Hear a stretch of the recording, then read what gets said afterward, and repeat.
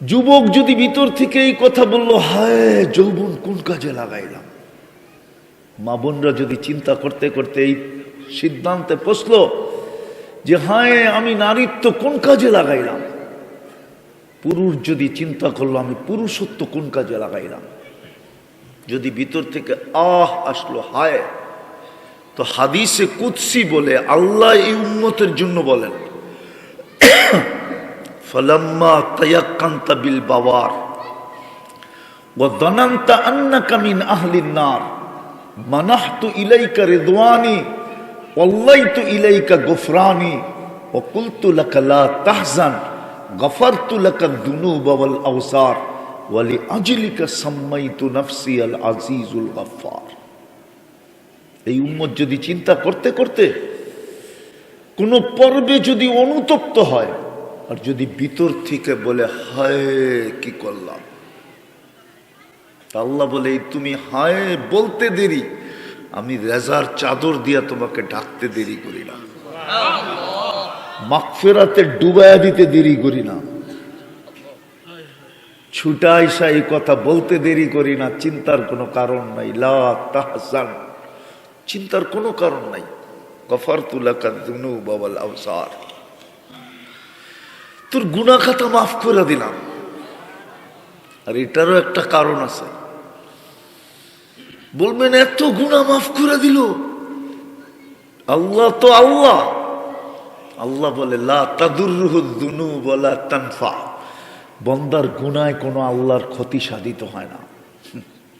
লা তাদুররুহু যুনুব, বান্দার গুনায় আল্লাহর কোনো ক্ষতি সাধিত হয় না।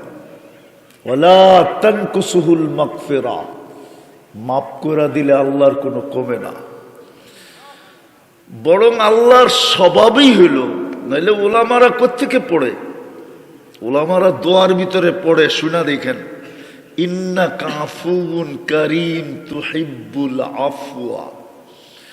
আল্লাহ বলে দুনিয়াওয়ালারা শাস্তি দিয়া মজা পায়, আমি মাফ করে মজা পাই।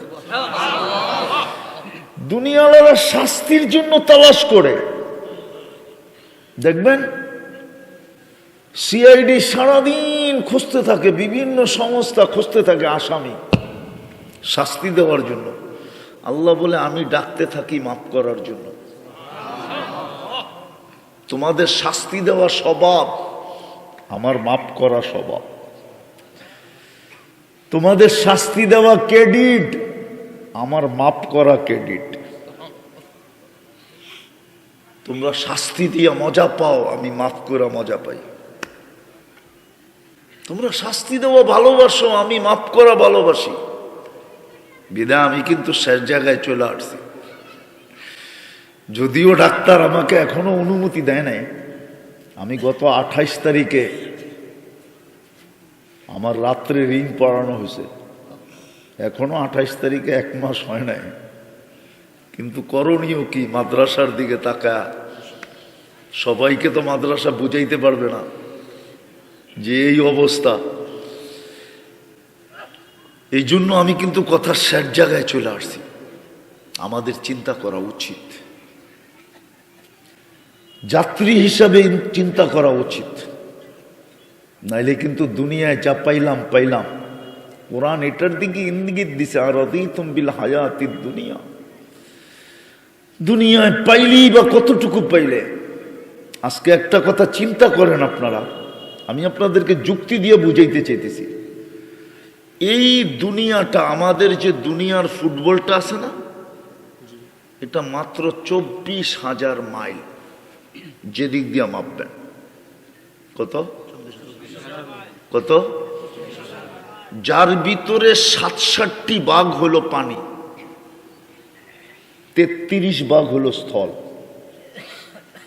এটা বন্টিত হলো বর্তমানে ভাগ 850 কোটি মানুষের ভিতরে।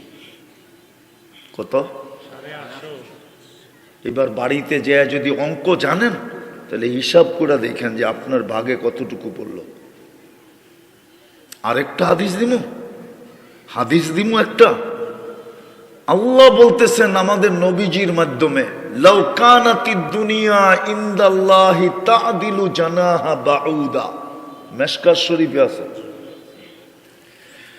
যদি দুনিয়াটা আল্লাহর কাছে সমগ্র সম্পদ সহ মশার ডানার সমান দাম হইতো, মা সাকা সুরবাতা মা, তাহলে কোন কাফেরকে, বেদিনকে, আল্লাহ দ্রোহীকে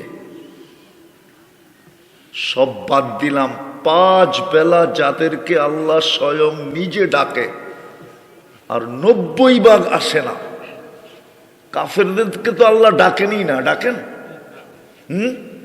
কি বলে উলামা ইকরাম, কি বলে ডাকে? 5 বেলা তো আমাদেরকে ডাকেন, ঠিক না? 90%ই তো মসজিদে আসে না। তাইলে এক ডোক পানি পান করতে দিতেন না।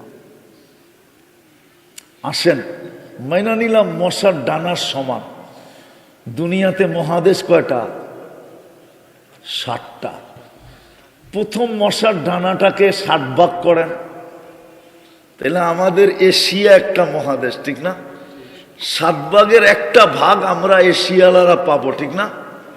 ভালো মতে কিন্তু এশিয়ালারা পাবো, ঠিক না? 7 ভাগের। আবার এশিয়ার ভিতরে 52টা দেশ। যেই এশিয়া 1 ভাগ পাইল 7 ভাগের, ওটাকে আবার 52টা ভাগ করতে হবে, কেননা এশিয়ায় 52টা দেশ।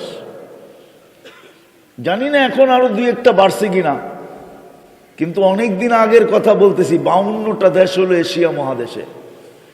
তাইলে 7 ভাগের 1 ভাগ পাইল এশিয়া, ওটাকে ভাগ করতে হবে 52টা, ঠিক না? কিসের ডানা? ওই 7 ভাগের 1 ভাগকে আবার 52 ভাগ করার পরে 1টা ভাগ পাবে বাংলাদেশ, ঠিক না? এখানের জনসংখ্যা কত? 20 কোটি। একটা ডানাকে প্রথম করলো 7 ভাগ, পাইলাম আমরা এশিয়ালারা 1টা ভাগ। আবার ওই 1 ভাগকে করলাম 52 ভাগ, ওটার থেকে পাইল বাংলাদেশ 1টা ভাগ। ওটাকে আবার যদি 20 কোটি ভাগ করেন, তাহলে আপনি কি পাইলেন বলেন? কি পাইলেন? কোরআন তো এটাই বুঝাইতেছে, আর রাদিতুম বিল হায়াতিদ দুনিয়া। তুই এতটুক নিয়ে খুশি হয়ে গেলি কি কইরা? এতটুক নিয়ে তুই ভুলে গেলি কি কইরা যে চিন্তা করা দরকার ছিল যে আমি যাত্রী, 24 ঘন্টা বুক করি যাত্রা। বলেন এখানে কে আছে 24 ঘন্টা 100 বার আল্লাহ বলেন? বলেন 100 বার যে আল্লাহ বলতে পারি না, এই জন্য ডেলি 1 বার মাপ চায় যে আল্লাহ আমি পারি না, মাপ করে দেন। কে আছে এরকম অভ্যস্ত? নাই তো। আমার যুক্তি আপনার লাগে কিনা দেখেন। উচিত তো ছিল চিন্তা করা, উচিত তো ছিল চিন্তা করা। তাইলে আমি তো দেখাইলাম, হইতে পারতো চিন্তা আমার চোখে কখনো না কখনো পানি নিয়ে আসতো যে হায় আমি তো কিছুই করতে পারলাম না।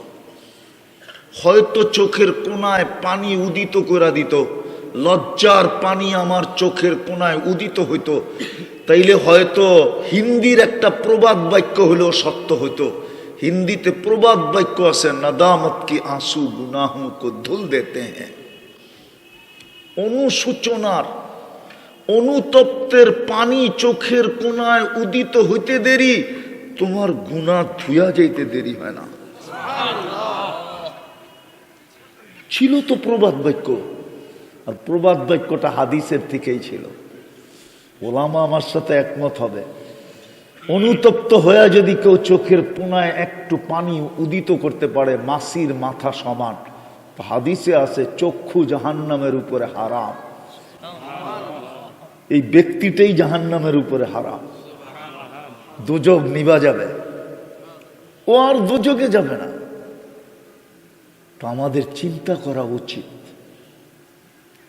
কথা বাড়াইতে চেতেছি না, চিন্তা করা উচিত আমাদের যে আমি আল্লাহর ভোগ করি কতটুকু, আমি কালকে যে আমি প্রশ্নের সম্মুখীন হব, মিলাবো তো মিলাবো কি করে? যার যারটা তার মিলিয়ে দিতে হবে, ম্যানেজার ডাকা যাবে না।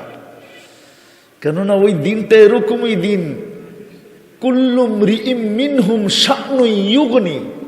কোরআন বলে আমরা প্রত্যেককে এরকম ব্যস্ত করে দিব যে স্বামী স্ত্রীর দিকে তাকানোর সুযোগ পাবে না, স্ত্রী স্বামীর দিকে তাকানোর সুযোগ পাবে না, ভাই ভাইয়ের দিকে তাকানোর সুযোগ পাবে না, মা বাবা সন্তানের দিকে তাকানোর সুযোগ পাবে না, আত্মীয় স্বজনের দিকে তাকানোর সুযোগ পাবে না, বন্ধু বন্ধুর দিকে তাকানোর সুযোগ পাবে না।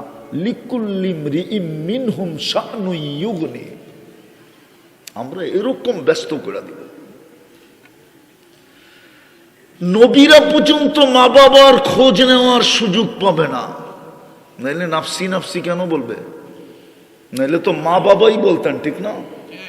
নাইলে আল্লাহ রসুল এই কথা কেন বলবেন? কাআন্নী আনজুরু মূসা, আমি মূসা আলাইহিস সালামের মতো নবীকে দেখতেছি কিয়ামতের দিন, মুতালাফফিফুন বিউমুদিল আরশ, আরশের খুঁটি ধরে চিৎকার দিতেছে আর বলতেছে, রব্বি আসআলুকা নফসি ওয়ালা আসআলুকা উম্মি ওয়ালা আসআলুকা উখতি। আমার বোনকেও চাই না, মাকেও চাই না, আমি তো আমাকে চাই, আমাকে বাঁচা।